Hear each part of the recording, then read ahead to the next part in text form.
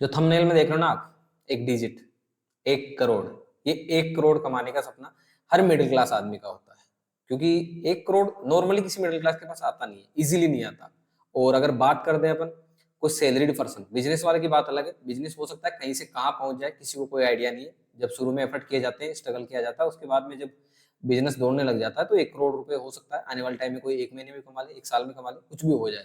लेकिन एक salaried person के लिए ये चीज बहुत ही मुश्किल हो जाती है। और मिडिल क्लास की लाइफ सैलरी के दम पे चलती है। तो यहाँ सैलरी से 1 करोड़ बनाने का सपना सबका होता है। कुछ लोग पूरा कर पाते हैं, कुछ लोग नहीं कर पाते। तो अगर किसी को पूरा करना है तो किस तरीके से कर सकता है, क्या उसकी प्लानिंग होनी चाहिए, क्या प्लानिंग नहीं होनी चाहिए, क्या चीजें उसकी कंट्रोल में हो सकती है, कितनी उसको बचत करनी पड़ेगी, कितनी उसकी इनकम होनी चाहिए, क्या खर्चे होंगे, यही सारी चीजें सोचते हैं। और अक्सर इन सब चीजों के बारे में सोच के लगता है कि नहीं, ये सिर्फ किताबों में, वीडियोज में अच्छा लगता है। रियलिटी में इतना पैसा सैलरी से बनना, वो भी सिर्फ अपनी कुछ छोटी छोटी बचत से उसको इन्वेस्ट करके बनाना बहुत ही मुश्किल लगता है और दिखने में लगता भी है।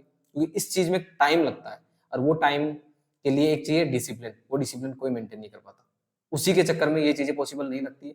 जब तक ये चीजें समझ में आती है तब तक बहुत सारा टाइम निकल चुका होता है। तो नमस्कार, आ गए हैं अपन आज एक ये अलग सी वीडियो लेके। और देखो, ये टॉपिक है बहुत ही शानदार है, और अगर किसी ने इसको समझ लिया तो बहुत अच्छे से वो अपने आप को मेंटेन कर लेगा और इस आंकड़े तक, जो कि 1 करोड़ का सपना है, इसको पूरा भी कर लेगा। जो नहीं समझ पाएगा, जो लेट हो जाएगा, तो वो फिर इसमें हाथ डालेगा भी नहीं, क्योंकि उसको लगता है कि यार ऑलरेडी बहुत लेट हो गए हैं, अब पता नहीं क्या होगा, कर पाएंगे कि नहीं कर पाएंगे। अगर मेरी माने, मैं समझा इस चीज को, लेकिन थोड़ा लेट हो गया, समझने में लेट हो गया। क्योंकि जैसे ही अगर आपके पास इनकम आना स्टार्ट होती है, आप वहां पे इन्वेस्टमेंट करना स्टार्ट कर देते हो थोड़ी बहुत बचत करके, तो फिर आप इस आंकड़े तक पहुंच सकते हो। लेकिन देर आए दुरुस्त आए, मुझे समझ में आया, काफी लेट समझ में आया, लेकिन चलो ठीक है, ये वाला काम मैं कर रहा हूँ। लेकिन पहले, सबसे पहले अपन यही देखेंगे कि ये सिस्टमेटिक तरीके से पॉसिबल है भी या नहीं है, प्रैक्टिकल है भी या नहीं है, या फिर सिर्फ एवं ही चल रहा होता है कि हो जाएगा, बन जाएगा, बन नहीं पाता है। अपना बन पाएगा कि नहीं बन पाएगा। और अपनी प्लानिंग है, ये मैंने प्लानिंग कब से शुरू की थी, इस प्लानिंग में मैं कहाँ तक सक्सेस हुआ, और मुझे कितना और टाइम लगने वाला है इसमें सक्सेस होने में। तो यही सारी चीजों के लिए अपन बात करेंगे। तो चलो ठीक है, इसके लिए अपन सबसे पहले चलते हैं स्क्रीन पे। तो यहाँ पे एक चार्ट लगा रखा है मैंने, ये वीकली चार्ट है। अगर आप स्टॉक मार्केट से जुड़े हुए नहीं है तो भी एक बार देख लीजिए इसको, लास्ट में आपको बहुत कुछ सीखने को मिलेगा। स्टॉक मार्केट में अभी नए आए हैं आप, या थोड़ा डर लग रहा है, इन्वेस्टमेंट कैसे करें कैसे नहीं करें, सब चीजों के यहाँ जवाब मिलेंगे। थोड़ा सा रुकना पड़ेगा, वीडियो थोड़ा सा बड़ा बनेगा, लेकिन आपको वीडियो एंड तक देखना है। और लास्ट में जो मैं कर रहा हूँ वो कहाँ तक रिजल्ट पहुंचा है मेरा, उसके बारे में भी आपको जानकारी मिल जाएगी। तो यहाँ पे एक रिलायंस का चार्ट लगा रखा मैंने, और देखो, अगर आप ये वाली चीज अगर आप देख रहे हो कि रिलायंस में कितनी गिरावट आ रही है, बहुत हर तरफ गिरावट दिख रही है, लेकिन आप चीज देखो, जब भी हाई लगाता है फिर गिरावट जाती है, फिर ऊपर जाता है, फिर नीचे आता है, फिर ऊपर जाता है, फिर एक गिरावट आती है, फिर ऊपर, और स्लो एंड स्टडी ये ऊपर ही जा रहा है, ये ऊपर ही जा रहा है। यहाँ अगर आप देखोगे तो इसकी वैल्यू है लगभग लगभग 400 रुपए के आसपास, अभी चल रहा है ये 1250, और इसने हाई लगाया था 1600। तो हो सकता है आने वाले 2 से 3 साल में आपको ये जो 1250 की वैल्यू है, ये इजीली आपको 2000 की वैल्यू भी दिखेगी। इन सब चीजों में टाइम लगता है। ये अगर टाइम फ्रेम देखा जाए अभी तक का, तो ये है पूरे 4 साल। 4 साल में ये चीज कहां से कहां पहुंची है, 400 रुपए से 1200 रुपए, लगभग 3x हो गई है, 3 गुना हो गई है। जो कि कहां तक जाके आई है, 1600 तक जाके आई है। एक बार के लिए ये 1600 का लेवल भी जाके आई है, मतलब 4x तक हो गई थी ये। तो 4 साल में आपकी कैपिटल 4x। तो अगर इसी को देखें अपन 10 ईयर्स में देखें, 10 साल की बात करें, 10 साल में क्या हो जाएगा, 10x। अगर 20 साल की बात करें अपन, तो इजीली 20x। क्या ऐसा हो सकता है कि 20 गुना पैसा 20 साल में हो जाएगा? बहुत सारी कंपनियां ऐसी है जो 20 साल में 20 गुना नहीं हुई है, 20 साल में 100 गुना भी हुई है, और कुछ कंपनियां आपको ऐसे भी मिलेगी जो 20 साल में 1000 गुना भी हुई है। तो ये जो 1 करोड़ का आंकड़ा है जिसके बारे में अपन बात कर रहे थे, ये 1 करोड़ इतना टफ भी नहीं है, बशर्ते कि अपने पास ये वाला टाइम हो, ये वाला टाइम 10 साल का टाइम या फिर 20 साल का टाइम, ये वाला टाइम हो, प्लस अपन एक डिसिप्लिन मेंटेन करें और उसके हिसाब से चलते जाएं। तो ये जस्ट एक एग्जांपल था। अब अपन बात करते हैं कि अगर प्रैक्टिकल तरीके से इस चीज को अपन करना चाहें तो कैसे कर सकते हैं। तो चलो ठीक है, इसके बारे में अपन एक बार देख लेते हैं। देखो, जितने लोग ये वीडियो देख रहे होंगे, जिनके पास ऑलरेडी करोड़ों रुपए हैं, मैं नहीं मानता कि वो लोग ये वीडियो देख रहे होंगे, उनको जरूरत ही नहीं है वीडियो देखने की। जिनके पास करोड़ रुपए नहीं है वही लोग देख रहे होंगे, उनमें भी कौन से, मिडिल क्लास या लोअर मिडिल क्लास, या जिनके पास सैलरी आ रही है या सैलरी नहीं आ रही है। तो देखो, कभी भी स्टॉक मार्केट हो, कोई भी बिजनेस हो, वहां पे अगर आपके पास कुछ रिटर्न आना है, तो रिटर्न आना है तो वो रिटर्न के लिए क्या चाहिए अपन को? एक इनकम चाहिए, इनकम चाहिए। तो सबसे पहले एक मोस्ट इंपोर्टेंट चीज होती है वो इनकम। तो आपके पास एक इनकम का सोर्स होना ही चाहिए, कितनी भी हो सकती हो सकता है किसी की 20,000 हो सकता है किसी की 50,000 हो सकता है किसी की 1 लाख हो सकता है किसी की 5 लाख हो, सबकी अलग अलग हो सकती है, लेकिन आपके पास एक इनकम का सोर्स होना ही होना जरूरी है। ये सबसे पहली चीज है। तो सबसे पहले इसके लिए आप क्या कर सकते हो? इनकम का सोर्स जनरेट कीजिए। अगर आप बिजनेस कर सकते हो तो बिजनेस कीजिए, अगर आप जॉब कर सकते हो जॉब कीजिए, या फिर कुछ भी और आपके पास कुछ स्किल है, उस स्किल के दम पे अगर आप पैसा कमा सकते हो तो पैसा कमाइए। तो सबसे पहले आपको जो मोस्ट इंपोर्टेंट चीज है वो है आपके पास एक इनकम का सोर्स। कुछ भी जॉब हो सकती है, कोई भी जॉब छोटी या बड़ी नहीं होती है। अगर आपकी इनकम आ रही है, कुछ पैसा आ रहा है, आपका घर चल रहा है, आपके खर्चे निकल रहे हैं, तो वो इनकम का सोर्स अच्छा है सारे। अब यहां से जो दूसरी चीज आती है, जब भी इन्वेस्टमेंट की बात आती है ना, अपन इन्वेस्ट की बात करते हैं, तो देखो अपने नॉर्मल जो थिंकिंग होती है वो क्या होता है? हमारे पास इनकम हो रही है, उसके पास हमारे पास क्या हो रहा है? एक्सपेंसेज हो रहे हैं, खर्चे हो रहे हैं। इसके बाद जो बचेगा, जो सेविंग होगी, उसको अपन सोचेंगे, क्या करेंगे? सोचेंगे कि इन्वेस्टमेंट करना है या नहीं करना है, क्या करेंगे। सबसे बड़ी जो चीज है, नॉर्मल लोग वो क्या करते हैं? Saving account. उनके पास यही चीज रहती है, सेविंग अकाउंट। या फिर जो थोड़ा सा और ज्यादा सोच लेते हैं कि चलो क्या कर सकते हैं अपन, तो वो क्या करते हैं? एफडी करवा लेते हैं। यहीं तक अपन रहते हैं, नॉर्मल आदमी यही रहता है।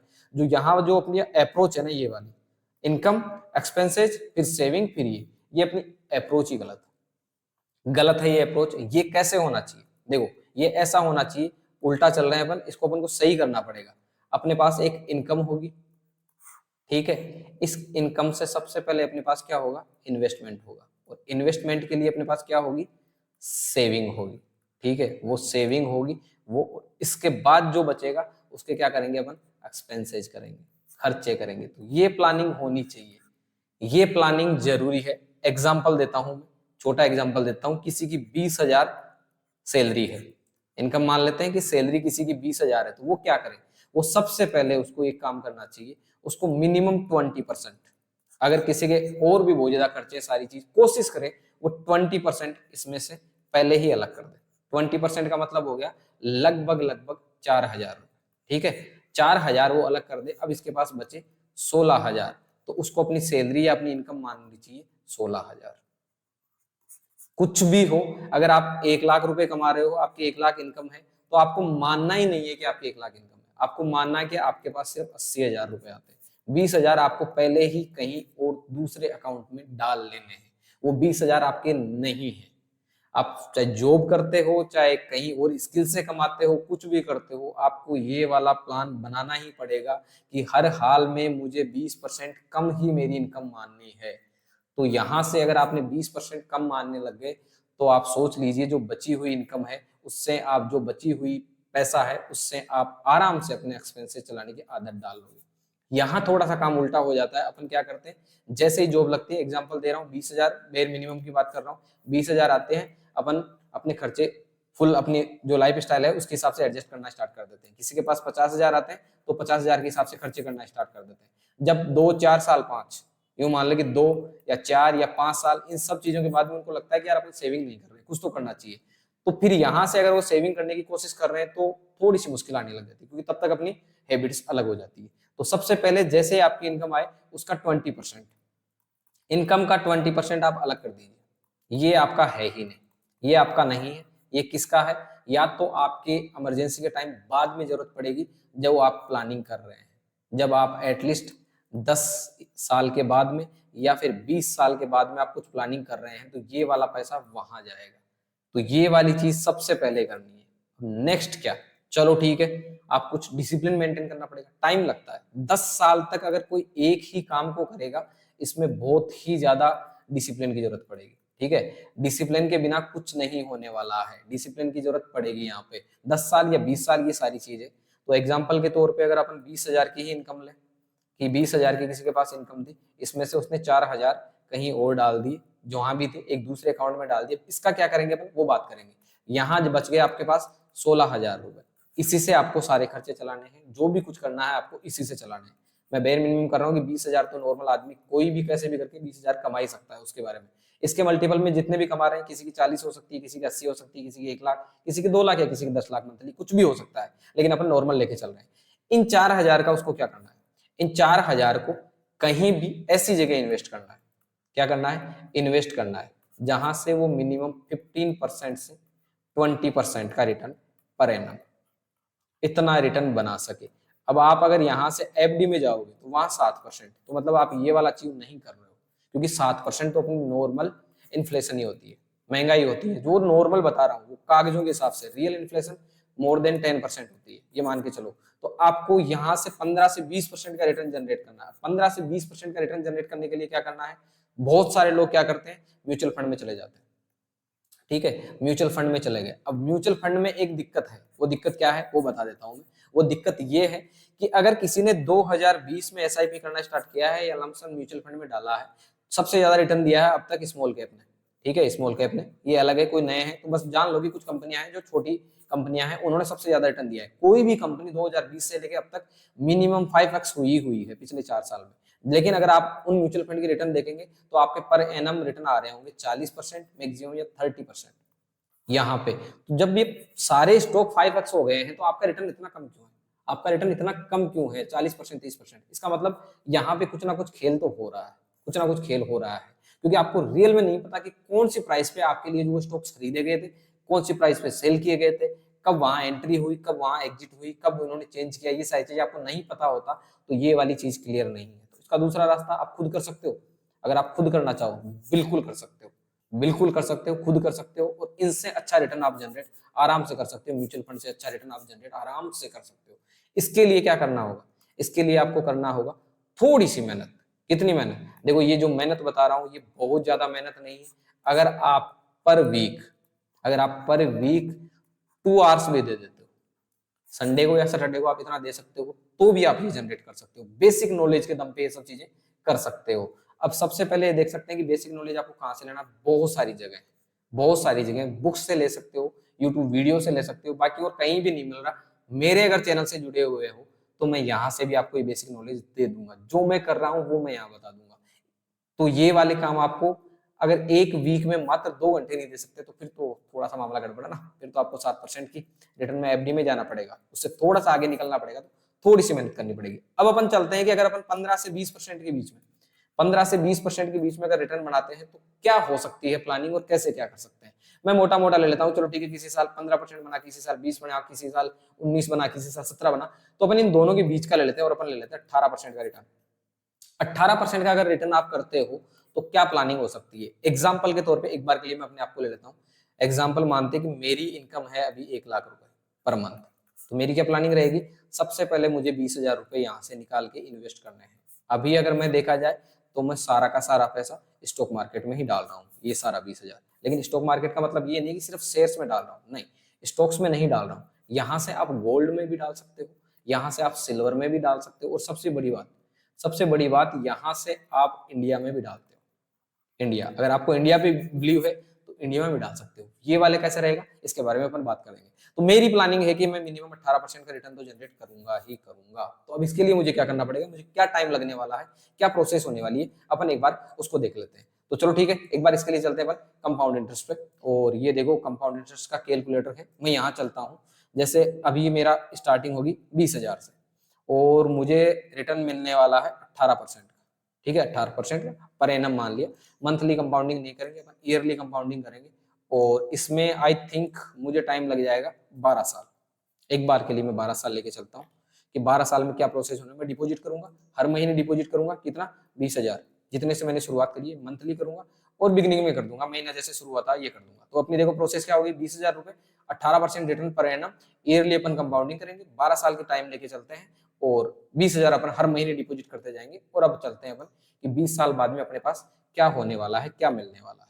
देखो 93,46,595 रुपए ये है। तो मतलब अपन 1 करोड़ से चूक गए हैं, 1 करोड़ नहीं हो रहे, तो अपन एक थोड़ा सा काम और कर लेते हैं, 6 महीने और लगा देंगे। मतलब 12.5 साल तक मैं इसमें टिका रहूंगा। 12.5 साल का टाइम बहुत लंबा नहीं होता है, आपकी जो इनकम है उसके हिसाब से चल रहा है।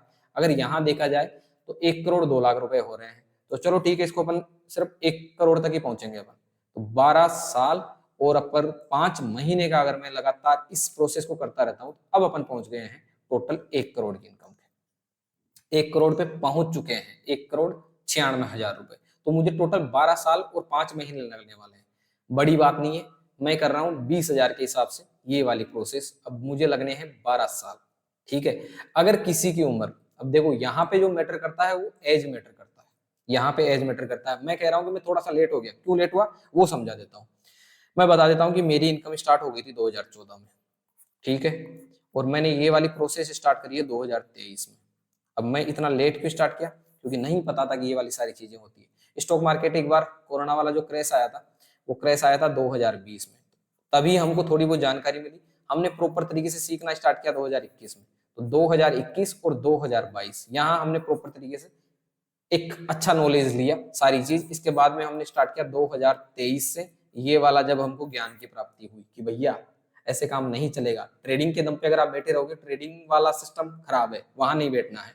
ट्रेडिंग के लिए आपको बहुत टाइम चाहिए, स्किल चाहिए, डिसिप्लिन खतरनाक वाला चाहिए। एक कर सकते हैं अपन, वो है इन्वेस्टमेंट, और वो भी सिस्टमेटिक तरीके से। तो यहाँ पे सिस्टमेटिक तरीके से हमारे यही ज्ञान की प्राप्ति हुई कि देखो कुछ अपनी इनकम का यहाँ डालना स्टार्ट करो। तो हमने ये वाली प्रोसेस स्टार्ट करी जनवरी 2023 में। जनवरी 2023 में कितने रुपए, 20,000 रुपए पर मंथ डालना मैंने स्टार्ट किया। तो क्या मुझे सक्सेस मिली? क्या मैं 18% का जो रिटर्न चाहिए था मुझे, वो मैं निकाल पाया? और देखो अभी आप अगर मार्केट में कहीं भी न्यूज देखो, न्यूज चैनल देख लीजिए, न्यूज पेपर देख लीजिए, रील्स देख लीजिए, शॉर्ट्स देख लीजिए, हर तरफ आपको एक ही सुनाई दे रही है, और वो सुनाई दे रहा है मार्केट क्रैश हो गया, मार्केट क्रैश हो गया। नहीं, मार्केट अभी मात्र 10% गिरा है, इसको क्रैश नहीं कहते। मैं ये कह रहा हूं कि अगर ये 40% गिर जाए तो और भी अच्छा है। ये तो आपके लिए अच्छी चीज है ना, क्यों? क्योंकि आपके लिए सेल हो जाएगी। जब दिवाली पे सेल आती है तो भर भर की अपन शॉपिंग करते हैं कि नहीं करते हैं? तो ये शॉपिंग वाला टाइम है। शॉपिंग वाला टाइम आपको मिलता है लगभग 10 साल में एक बार। अच्छा, बहुत ज्यादा सस्ती शॉपिंग आपको मिलती है। जैसे अगर किसी ने लिया होगा 1992 के आसपास, फिर 2008 के आसपास, फिर 2020 के पास, तो अब नेक्स्ट शॉपिंग आपको मिलेगी शायद 2028 से 2030 के पास, ये मिलेगी। अभी जो आ रहा है ये छोटी मोटी सेल है, छोटी मोटी सेल है। अभी 10% अपन गिर चुके हैं, हो सकता है 10% और गिर जाए तो अपन को 10% की और छूट मिलेगी। तो मुझे जहां तक लगता है 20% की गिरावट अपन को देखने को मिल सकती है। और 20% की गिरावट अगर आपके हाथ लग रही है, बहुत सही है। क्योंकि किसी ने अगर 2020 में मैंने ये वाली प्रोसेस स्टार्ट की होती, तो अभी मेरी कैपिटल मिनिमम 3 से 3x से 4x होती, मिनिमम होती है इतनी, अगर मैंने 2020 में स्टार्ट की होती। लेकिन हमें नॉलेज नहीं था, तो हम लेट हो गए। हमने कभी स्टार्ट करी? 2023 में। तो अभी अपना क्या हाल है? मार्केट तो गिर गया है, 10 से 11% अभी गिरा हुआ है, सब क्रैश क्रैश है। तो अपने क्या हाल चाल है, अपन उसके बारे में बात करेंगे। तो इसका मतलब अगर ये वाली प्रोसेस में लगातार करता रहा, 2023 में स्टार्ट किया, मुझे 35 तक ये करनी पड़ेगी, लगभग 35 तक अगर मैं करता हूँ 2035 तक, तो ये वाला मैं आंकड़ा अचीव कर जाऊंगा 1 करोड़ का। और कर पाता हूँ कि नहीं कर पाता 35 साल तक, कोई बात नहीं, अपन करेंगे 2035 तक। 13 साल का ही मैटर है, लगभग 12-13 साल का मैटर है। तो यहाँ तक अपन पहुंच पाएंगे कि नहीं पहुंच पाएंगे, इसी के बारे में अपन देखेंगे। और उसके लिए तो आपको जुड़े हुए रहना पड़ेगा। मैं डालता रहूंगा, हमेशा डालता रहता हूँ और आगे भी डालता रहूंगा। सबसे पहले अपन अभी का रिजल्ट देख लेते हैं कि अभी अपना रिजल्ट क्या चल रहा है। ये वाला अपना रिजल्ट है, वो रिजल्ट क्या चल रहा है। तो मेरे पास क्या है, 2 अकाउंट, 2 डीमेट अकाउंट है। एक मेरा है जीरोधा में और एक है मेरा पास एंजल वन में। ठीक है, दोनों अकाउंट है। जीरोधा में मैंने इसलिए स्टार्ट किया था कि यहाँ मुझे वो ट्रेडिंग के यहाँ पे क्या होते थे, एक चैलेंज होते थे, ट्रेडिंग के 60 डे के चैलेंज होते थे। वो 60 डे चैलेंज मुझे विन करने थे, इसलिए मैंने ये जीरोधा में अकाउंट ओपन किया था। इसलिए मैंने जीरोधा में ये वाला डीमेट ओपन किया था। अदरवाइज मैं एंजल में ही कर रहा हूँ, शुरू से एंजल में कर रहा हूँ, तो यहीं पे मैं जुड़ा हुआ हूँ। जीरोधा में वो वाला है, तो मैं एक बार दिखा देता हूँ। तो सबसे पहले चलते हैं अपन जीरोधा के अकाउंट पे ही चलते हैं एक बार के लिए। ये वाला मेरा जीरोधा का होल्डिंग है। चलो भैया ओपन हो जाओ आप, अभी देख लेते हैं यहाँ पे क्या चल रहा है क्या नहीं चल रहा है। तो ये अपने पास है, और यहाँ से अगर अपन देखें तो ये वाला अकाउंट देखो, मेरे पास 19 टोटल होल्डिंग है, और अभी इसकी वैल्यू है टोटल 19 शेयर्स की मेरे पास वैल्यू हो रखी है। वो वैल्यू हो रखी है टोटल 3,77,000 रुपए के आसपास। अगर यहाँ आप देखोगे तो रिटर्न आ रखा है लगभग 22%, 22.5%, 22.53%। लेकिन एक्चुअल में 22% नहीं है, क्योंकि मेरी एक आदत है, प्लानिंग होती है कि अगर कोई भी स्टॉक 100% का मुझे रिटर्न दे रहा है, तो पहले कुछ गलतियां हो रखी है। वो स्टॉक 100% गया, वहां से वापस गिर गया, मैं सेल नहीं किया, फिर वो लॉस में चला गया, तो फिर मैं क्या करता हूँ, यहाँ से मेरी इनिशियल कैपिटल, जो भी इनिशियल कैपिटल है उसको मैं निकाल लूंगा। जैसे मैंने 10,000 के शेयर खरीदे, एग्जाम्पल के तौर पे 10,000 के शेयर खरीदे, ये यहाँ से 20,000 की कैपिटल में कन्वर्ट हो गए, डबल हो गए, तो मैं यहाँ से क्या करूंगा, 10,000 के शेयर बेच दूंगा और इन 10,000 को कहीं और इन्वेस्ट कर दूंगा, मतलब दूसरे स्टॉक में इन्वेस्ट कर दूंगा। तो यहाँ पर 10,000 लगाए, अब यहाँ पे वो 20,000 हो गए, मैंने वापस सेल किए यहाँ से, तो इन्वेस्टमेंट वैल्यू यहाँ कितनी रह जाएगी, हाफ ही रह जाएगी, ठीक है। और फिर उनको दोबारा इन्वेस्ट करते हो, ये री इन्वेस्ट करने की वजह से 3,08,000 का इन्वेस्टमेंट दिखा रहा है, जिसकी वैल्यू भी 3,77,000 है। ये मैंने कितना इन्वेस्ट किया है ये भी मैं आपको भी बता दूंगा। अब अपने पास स्टॉक्स की बात करते हैं, तो देखो इरडा का स्टॉक्स है जो मुझे दे रहा है 493% रिटर्न, जिसमें 18,000 का प्रॉफिट चल रहा है। इसके बाद में एंजल वन का शेयर है मेरे पास जो मुझे दे रहा है लगभग 159% का रिटर्न। वारी एनर्जी का है जो है मेरे पास 94% का रिटर्न दे रहा है। बजाज हाउसिंग फाइनेंस है जो कि 85% का दे रहा है। ग्रेनुल्स का है जो कि 76 का। अब यहाँ देखोगे आप केम्स, जियो फाइनेंस, इन्फोसिस, विप्रो, ये सारे के सारे 64, 46, 40, 38।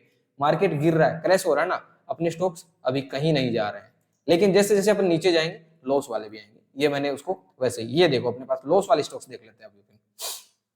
अब अपने पास लॉस में आया है सबसे पहले एशियन पेंट। एशियन पेंट मैंने अभी भी खरीदा है, मात्र 1.5% का लॉस दे रहा है। निफ्टी 20, ये जो मैं बात कर रहा था इंडिया में इन्वेस्ट कर सकते हो, तो ये है इंडिया। इंडिया की कंपनियां टॉप मोस्ट 50 कंपनियों का ये इंडेक्स है एक। ये इंडिया गिरेगा तो अपन भी गिरेंगे, कोई दिक्कत नहीं है। इंडिया नहीं गिरेगा, ऊपर जाएगा, इंडिया के ग्रुप पे आपको विश्वास है तो ये भी ऊपर जाएगा। यहाँ मात्र 2.5-3% के आसपास का लॉस है। हिंदुस्तान यूनिलीवर 4% के आसपास, इंडसइंड बैंक 6% का लॉस है, एसबीआई कार्ड यहाँ आपके पास 9% का लॉस है, एमटार टेक्नोलॉजी 18% का लॉस है और टाटा टेक अपने पास 25% का लॉस है। तो अपने पास अगर देखा जाए तो लॉस वाली कंपनियां हैं छोटे छोटे लॉस के साथ, छोटा लॉस हो रहा है, जबकि अपने पास प्रॉफिट वाली कंपनियां हैं बड़ी बड़ी। और ये वाली चीज ही आपको करनी है, और ये वाली चीज कैसे आएगी, टाइम के साथ आएगी। ये अपना पहला अकाउंट है जिसमें अपने पास अभी वैल्यू हो रखी है 3,77,000।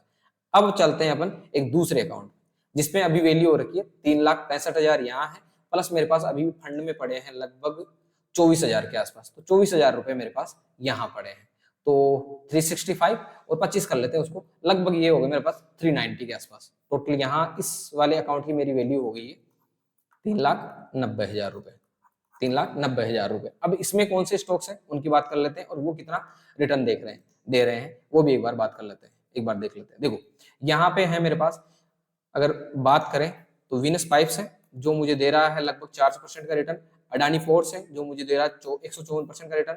ये गाला है, इसमें 103% का डीसीएक्स दे रहा है मुझे 46, 45, ये अलग अलग दे रहे हैं। एसबीएफसी आ गया, अडानी ग्लोमर आ गया, आईआरसीटीसी आ गया, लगभग ये सारी चीजें जो अच्छा रिटर्न दे रही हैं। इसके बाद में अगर नीचे की तरफ चलेंगे तो कुछ वो स्टॉक्स भी हैं जो मुझे नेगेटिव रिटर्न दे रहे हैं। देखो सारे होंगे आपके साथ, कुछ स्टॉक्स अच्छा रिटर्न देंगे, कुछ आपको अच्छा नेगेटिव देंगे। Berger Paints almost cost to cost है। Kotak bank 2%, Titan 2%, Bata India -3%, Campus -5%, SBI card 6%, AU bank 8%, VIP industries 15% और यूपीएल मेरे पास है 17% है। और यहाँ जो एशियन पेंट है वो मेरे पास 17% है। अब देखो वहां पे जो मेरा एशियन पेंट देख रहे होंगे आप, यहाँ भी है मेरे पास एशियन पेंट, यहाँ नेगेटिव चल रहा होगा। एशियन पेंट था मेरे पास यहाँ पे क्यों, क्योंकि वो वाला मैंने पहले बाय कर लिया था जब मार्केट अभी गिरा 2500 के लेवल के आसपास आया, तब मैंने इस अकाउंट में, क्योंकि इस अकाउंट में पैसे पड़े थे उस टाइम, उस अकाउंट में पैसे नहीं पड़े थे, तो जिस अकाउंट की बारी आएगी उसी में बाय किया जाएगा। तो ये मेरे पास 2 अकाउंट है।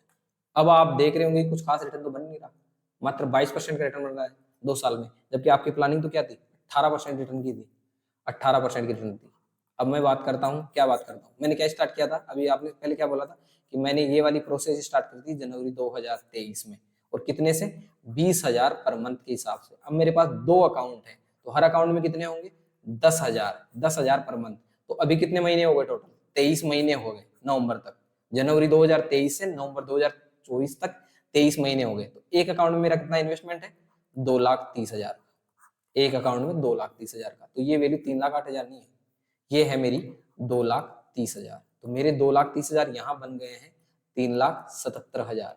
दूसरे अकाउंट में जो 2,30,000 है वो मेरे बन गए हैं 3,90,000। अब इनको अगर परसेंटेज में देखोगे आप, तो यहाँ वाला जो रिटर्न आ रहा है मेरा 3,77,000 बन गया, तो यहाँ वाला जो रिटर्न आ रहा है मेरे पास आ रहा है 65% के आसपास, और जो दूसरे अकाउंट में मेरा रिटर्न आ रहा है वो आ रहा है लगभग 72% के आसपास। तो ये वाले मेरे दोनों अकाउंट है। एक साल में अपनी प्लानिंग कितनी थी, 18% की। यहाँ अपने पास कितना रिटर्न आ रहा है, मोर देन 30%, या 32% के आसपास यहाँ आ रहा है, और 35% के आसपास रिटर्न यहाँ आ रहा है। अब मान लेते हैं, एक बार के लिए मान लेते हैं कि यहाँ से निफ्टी अब 23,500 पे चल रही है, अभी 23,500 पे चल रही है, ठीक है। अब यहाँ से निफ्टी सबका मानना है कि क्रैश होगी, चलो ठीक है, अपन ने मान लिया एक बार के लिए 10% और क्रैश होगी, तो 10% और जाएगी तो ये 20,000 चली जाएगी, चलो ठीक है, और मानते कि और भयंकर क्रैश आएगा, और ये चलो ठीक है 15,000 चली गई, ठीक है, तो 15,000 चली गई, तो यहाँ से अगर 23,000 से 15,000 गिरती है तो 50% तो गिरी नहीं है, लगभग यहाँ से मान लेते हैं कि 40% के आसपास की और गिरावट आ गई, तो मेरा पोर्टफोलियो भी इसके अकॉर्डिंग 40 से 50% गिर जाएगा। सपोज करते हैं कि 50% का ये पोर्टफोलियो गिर जाएगा, तो ये 377 है जो मेरा लॉस में आ जाएगा। लेकिन वहां पे फिर अपनी प्लानिंग काम करेगी, वहां क्या प्लानिंग काम करेगी, यहाँ पे अपन को सस्ते में स्टॉक भी तो मिलेंगे। जो अभी रिलायंस मुझे 1200 में मिल रहा है, जब 40% गिरेगा, 1200 में मिल रहा है सॉरी, 40% गिरेगा, तो ये मुझे फिर हो सकता है 700 में मिल जाए, तो मैं यहाँ 700 पे खरीदूंगा। जब वापस ऊपर आएगा तो फिर मैं 800 में भी खरीदूंगा। जब ये वापस इसी लेवल पे आ जाएगा तो ये वाला जो मेरा 70% के आसपास रिटर्न है, ये मोर देन 100% हो जाएगा, क्योंकि मैं लोअर रेंज पे इन्वेस्टमेंट करता जा रहा हूँ। और आपको पता ही है मार्केट हमेशा ऊपर ही जाएगा, ऊपर ही जाएगा। अगर पिछले 20 से 25 साल का अगर अपन लेवल देखते हैं, तो जब 20-25 साल में थोड़ा गिरता है फिर ऊपर जाता है, थोड़ा गिरता है फिर ऊपर जाता है। 2020 में जब कोरोना आया था तब सब खत्म हो जाएगा, वहां निफ्टी चल रही थी 7,500 पे, अभी अपन चल रहे हैं कहाँ पे, 23,000 पे, जो कहाँ तक पहुंच गई थी एक बार 26,200 पे। तब 7,000 वहां से उस हालात में रिकवर कर सकते हैं। इससे पहले 2008 का क्राइसिस जो आया था, उस टाइम पे लगभग 60% मार्केट गिर गया था, तो वहां से वो 2 साल में रिकवर कर गया। कोरोना वाला लगभग 6 महीने में रिकवर कर गया, तो अभी तो कुछ ऐसा है भी नहीं, इसको रिकवर करने में कुछ टाइम नहीं लगने वाला, और गिरावट आएगी तो अपने पास तो और भी अपॉर्चुनिटी आएगी। तो ये वाला माइंडसेट अपन को रखना होगा, ये वाली प्लानिंग आपको करनी होगी। अब मैं बता देता हूँ कि देखो मैंने कैसे कैसे कहाँ कहाँ क्या किया है, वो वाली सारी चीज बताता हूँ। प्लानिंग भी तो होनी चाहिए कि अपन ने प्लानिंग की है तो कैसे की है क्या नहीं है। ये मेरी SIP जीरोधा में जा रहा है, खाता बुक सबके पास होता है आजकल, मैं उसमें ऐड करता जाता हूँ। देखो जनवरी 2023 में मैंने स्टार्ट किया था, 10,000 रुपए डाले, इसके बाद मैंने फरवरी 2023 में यहाँ 10,000 रुपए डाले, और 10,000 रुपए चलते जा रहे हैं। अब देखो यहाँ पे मैंने कुछ रुपए जैसे 10,000 डाले, यहाँ मैंने 400 डाल दिए, क्यों, कुछ क्वांटिटी मेरे जो शेयर में खरीदने होंगे वहाँ 400 रुपए कम पड़ रहे होंगे, तो फिर मैंने यहाँ 400 रुपए डाल दिए इस तरीके से। अब यहाँ पे 11,000 रुपए डाल दिए, क्योंकि शेयर की दिक्कत आ रही होगी कि हाँ इतने शेयर मुझे खरीदने थे वो नहीं आए, लेकिन ये एडजस्ट कर दूंगा मैं। फिर यहाँ 8,600 डाले मैंने, क्योंकि पुराने वाला एडजस्ट करना था। यहाँ फिर 900 रुपए डाल दिए, तो इस तरीके से यहाँ 9,100 रुपए डाले। अब अपन आगे चलते हैं, इनके साथ साथ कुछ जगह और आएगा। अब देखो यहाँ पे मैंने क्या किया, 14,720 रुपए डाले हैं। अब 14,720 मैंने क्यों डाले हैं, क्योंकि ये मैंने IPO के लिए अप्लाई किया था, यहाँ बेनिफिट इसका भी मिलेगा। मैंने इरडा के IPO के लिए अप्लाई किया था, मेरे IPO निकल गया, तो 14,720 डाले थे, तो इसमें से मैंने क्या किया, 4,720 वापस विड्रॉ कर लिए मैंने, क्योंकि अपन का क्या प्लानिंग था, अपन को डालने हैं मात्र 10,000 रुपए पर मंथ के हिसाब से, सेटलमेंट इसी हिसाब से करना है। ये वाली चीज आपको करते जाने, यहाँ मैंने विड्रॉ कर लिया अकाउंट में, जो शेयर बेचे उसके शेयर बेच के मैंने विड्रॉ कर लिए, और ये वाली प्रोसेस अपन करते गए। और लास्ट में अगर आज अपन चलते जाएंगे, अभी अभी मैंने लेटेस्ट जो डाले हैं, जैसे मैंने एशियन पेंट खरीदा है उस टाइम पे डाले कुछ पैसे ये वाला सेटलमेंट करने के लिए, कि मुझे 10,000 के हिसाब से 2,30,000 होते हैं नवंबर तक, तो मैंने 823 रुपए और डाले, उसमें एक शेयर और खरीद लिया। आई थिंक मैंने शायद SBI कार्ड का एक शेयर और खरीद लिया था। इस तरीके से अभी तक अपन ने टोटल रुपए इसमें डाल दिए हैं 2,30,000, जिनकी वैल्यू अभी अपनी चल रही है 3,77,000। तो इसका मतलब काम कर रहा है, अपन तो बहुत आगे चल रहे हैं, बहुत ही आगे चल रहे हैं। जो अपन का 18% का रिटर्न था, वो अपन ऑलरेडी लगभग 35% के बाहर चल रहे हैं, 35% के बाहर चल रहे हैं। और ये अगर यही मेंटेन करता रहा, तो जो मेरा टारगेट 12 साल, ठीक है, 12 साल और लगभग 5 महीने का है, मुझे नहीं लगता कि ये मुझे 10 साल से ज्यादा टाइम लगने वाला है। और ये तो तब है जब मैं कुछ एक्स्ट्रा एफर्ट नहीं कर रहा हूँ। जो भी मेरी सैलरी आ रही है उसमें से मैंने 20% हटा दिया अलग से, और उससे काम चला रहा हूँ। बाकी बची हुई सैलरी से आप काम चलाओ, जो भी कुछ करना है करो, एंजॉय करो, सब कुछ चीजें करो। तो ये वाली चीज आप भी कर सकते हो। मेरी अगर इनकम 1,00,000 रुपए है, हो सकता है किसी की 50,000 हो, तो वो 20% के हिसाब से 10,000 से स्टार्ट कर सकता है अपना। हो सकता है किसी की 30,000 हो, तो वो 6,000 से स्टार्ट कर सकता है। स्टार्ट तो करना पड़ेगा ना कहीं से, जैसे जैसे इनकम बढ़ती जाए वैसे वैसे बढ़ाते जाएंगे। अभी मैं 10 से कर रहा हूँ, हो सकता है आने वाले 5 साल में, अभी 10 इस अकाउंट में, 10 उस अकाउंट में, 20 से कर रहा हूँ, हो सकता है आने वाले 5 साल के बाद में मैं इन 20 को बढ़ा के 50 कर दूं। कर सकता हूँ ना, जैसे जैसे मेरी इनकम बढ़ेगी वैसे वैसे मैं बढ़ाते जाऊंगा। तो ये प्लान मेरा और भी जल्दी अचीव हो जाएगा, जो मेरा टारगेट है वो और भी जल्दी अचीव हो जाएगा। अब जो कंसर्न आता है, मेन जो लोगों का कंसर्न आता है वो यही आता है, क्योंकि अपन लोगों ने क्या सुन रखा है, एक ही चीज सुन रखी है। वो क्या सुन रखा है, स्टॉक मार्केट सट्टा बाजार। हर तरफ जहां भी अपन देखेंगे एक ही चीज सुनते आए हैं, सट्टा बाजार, सट्टा बाजार, कि ये तो गेमलिंग है, सट्टा है, यहाँ पैसे हार जाते हैं, ये सारी चीजें हो जाती है। जबकि रियलिटी अपन चेक ही नहीं कर रहे, रियलिटी अपन चेक नहीं कर रहे। ये रिलायंस का शेयर है, देखो आप जरा कहाँ गिरा है, गिरेगा ये वाली गिरावट में। अपन लोग क्या करते हैं, एग्जाम्पल देता हूं मैं अपने पास। अगर फिर इन्वेस्ट की बात करें तो सबसे पहले एक मिडिल क्लास के पास एक ही चीज आता है, वो आता है लैंड, जमीन, कि मैं जमीन खरीद लूंगा। तो इसका जमीन को अपन स्टॉक से कंपेयर करते हैं, एक बार के लिए कंपेयर करते हैं। सबसे पहले अपने 10 लाख रुपए की कोई भी लैंड खरीदी, ठीक है, किसी पर्पज के लिए ली थी, किसी भी जगह पे ली थी कि यहाँ पे मुझे जमीन लेनी है, मकान बनाना है, ये वो कुछ भी हो गया, समझ लेते हैं कि वहां पे क्या आ गया, बाढ़ आ गया, हर एरिया में पानी पानी भर गया, आपकी जमीन की वैल्यू 10 लाख से गिर के 5 लाख रुपए होगी, क्योंकि वहां पानी भर गया, सब कुछ चीजें होगी। क्या आप उसको बेचोगे? क्या नहीं बेचोगे। आपको पता है बाढ़ आया तो 1 साल रह जाएगा, 2 साल रह जाएगा, उसके बाद सब चीजें नॉर्मल होगी ना। जब नॉर्मल चीजें होगी, सारी चीजें नॉर्मल हो जाएगी, तो ये जो आपके 10 लाख है वो 10 लाख पे आएंगे पहले। इसके बाद में जब वहां पे मकान और बनने लग जाएंगे, कुछ और वहां पे प्रोग्रेस होने लग जाएगी, डेवलपमेंट होने लग जाएंगे, तो इसका वैल्यू 20 लाख भी हो जाएगी। फिर आने वाले 10-12 साल में हो सकता है 30 लाख हो जाए, 40 लाख भी हो जाए, और ये वाली प्रोसेस चलती रहेगी। स्टॉक्स के साथ भी यही रहता है। अपन ने आज रिलायंस खरीद लिया, रिलायंस की वैल्यू अभी 1250 चल रही है, अपन ने खरीद ली, 1100 चली गई, अपन क्या करेंगे, इसको सेल कर देंगे। क्यों कर रहे हो सेल भाई? क्या अपन ने 1 महीने के प्लान के हिसाब से सेल किया था, बाय किया था, या फिर 15 दिन के हिसाब से बाय किया था? क्यों किया था? यही किया था ना कि अपन 10-15 साल का टाइम पीरियड का लेके चलेंगे, प्लानिंग अपनी वो है, तो उसके हिसाब से करो ना। फिर आपने रिलायंस का शेयर खरीदा है, इसलिए नहीं खरीदा कि वो 1200 रुपए मिल रहा है, आपने इसलिए खरीदा है कि रिलायंस की कंपनी पे हमको विश्वास है, रिलायंस की कंपनी इतनी बड़ी कंपनी है। लेकिन यहाँ उल्टा चलता है। दूसरा एग्जाम्पल देता हूँ, उल्टा कैसे चलता है स्टॉक मार्केट को लोग जुआ कैसे बना रहे हैं वो बता देता हूँ। अभी अगर कोई भी नेटवर्क यूज कर रहा है तो मैक्सिमम लोग किसका यूज कर रहे हैं, जियो का, या फिर क्या कर रहे हैं, एयरटेल का, यही कर रहे हैं, ठीक है। लेकिन इन्हीं लोगों के पास जो रिटेलर हैं उनके पास देखें कि कौन सी कंपनी का शेयर है, तो वो लेके बैठे किसका, वोडाफोन आइडिया का, वोडाफोन या फिर आइडिया का शेयर लेके बैठे। अरे यार भाई, जब आप जियो या एयरटेल यूज कर रहे हो तो इसका शेयर क्यों बाय कर रहे हो आप? आपका अकाउंट है एसबीआई में, या फिर एचडीएफसी में, या फिर आईसीआईसीआई में, इन्हीं में तो अकाउंट है ना आपका, इन्हीं अकाउंट में होगा सबका, जिसका भी आप बात करेंगे।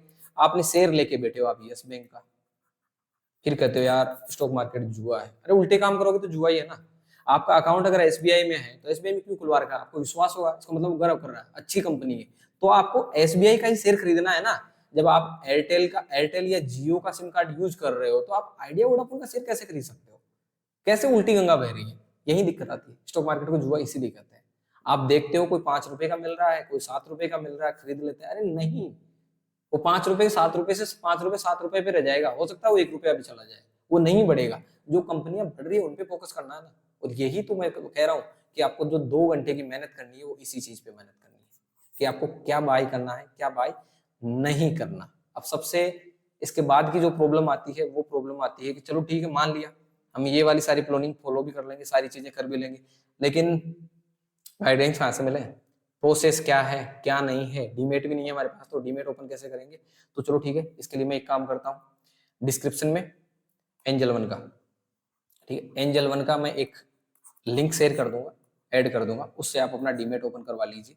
उसके बाद में मैं ये जो नंबर दे रहा हूँ यहाँ पे, इन नंबर पे अगर कोई भी प्रॉब्लम आए आपको, इस नंबर पे आप संपर्क कर लीजिएगा, जो नीचे दिए हुए नंबर पे, इन पे आप संपर्क कर लीजिए, कुछ भी प्रॉब्लम आती है। इसके बाद में मेरा टेलीग्राम चैनल है, टेलीग्राम पे चैनल है, आप उसको ज्वाइन कर लीजिए, जो भी मैं डिस्क्रिप्शन में दे दूंगा, यहाँ पे डिस्क्रिप्शन में उसका भी लिंक दे दूंगा।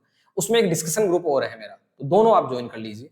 मैं जो भी शेयर खरीदूंगा, जो भी स्टॉक में बाय करूंगा, हर महीने 2 महीने में 3 महीने में जो भी मैं बाय करूंगा वो मैं वहाँ पे शेयर कर दूंगा। इसके अलावा आपकी अगर कुछ भी क्वेरीज है, कोई भी सवाल है, तो अपने डिस्कशन ग्रुप पे आप पूछ सकते हो। इसके अलावा अगर एंजल वन से रिलेटेड आपकी कोई भी प्रॉब्लम आती है तो नीचे जो नंबर दे रखे हैं मैंने, उस पर आप संपर्क कर सकते हो। तो गाइडेंस तो वैसे ही मिलेगी। स्टार्ट तो आपको करना पड़ेगा, जुड़ जाइए, हमसे जुड़ जाइए। आप कहीं से और सीख सकते हो, वहां से सीखिए, लेकिन फ्रॉड से बच के रहना। जितने भी लोग फ्रॉड कर रहे हैं उन लोगों से आपको बच के रहना है। और देखो, मेरी ये प्लानिंग है, अगर आप 10-12 साल तक मेरे से जुड़े हुए रहोगे तो आपको ये प्लानिंग सच होती हुई दिखेगी। अगर आपकी भी प्लानिंग है, आप भी चाहते हो, तो आप भी जुड़िए, मेरा टेलीग्राम चैनल ज्वाइन कर लीजिए। अगर यूट्यूब पे ऐसे ही वीडियो आप देखते रहेंगे तो आपको बहुत कुछ सीखने को मिलेगा। और मैं चार्ट वगैरह प्रॉपर तरीके से, जो एनालिसिस होता है इन्वेस्टिंग का, ट्रेडिंग का, प्रॉपर तरीके से जो रियल में जो चीज होती है, रियलिटी वाली जो चीज होती है, मैं वही शेयर करता हूँ। बाकी कुछ भी ऐसा नहीं शेयर करूंगा जिससे किसी को नुकसान हो जाए। लेकिन एक चीज फिर बता देता हूँ, यहाँ क्या दिक्कत आती है, दिक्कत यही आती है कि जो भी स्टॉक मार्केट में आता है उसको लगता है हम तो आते ही करोड़पति बन जाए। क्योंकि सोशल मीडिया पे अभी देखोगे ना, सब लोग यही दिखाएंगे, मैंने 1 लाख से स्टार्ट किया था, मैंने 2 लाख से स्टार्ट किया था, आज मैं पर डे का 1 लाख कमा रहा हूँ, 2 लाख कमा रहा हूँ। फिर आप जाओगे वहां, फिर आपके क्या होगा, फिर होगा लॉस।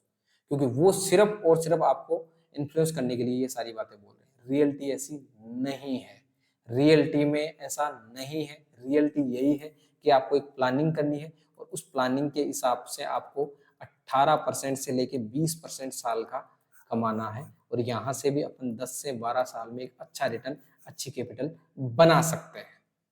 सच्चाई तो यही है। बाकी जो भी बह रहा है वो बह रहा है, जो चल रहा है वो चल रहा है, फ्रॉड हो रहे हैं वो हो रहे हैं। तो एक रियल तरीके से, प्रैक्टिकल तरीके से अगर स्टॉक मार्केट से पैसे बनाने हैं तो इन चीज़ों को आपको फॉलो करना पड़ेगा। तो अगर आपको डीमेट ओपन करवाना है तो डिस्क्रिप्शन में लिंक है एंजल वन का, उससे आप डीमेट ओपन करवा सकते हो।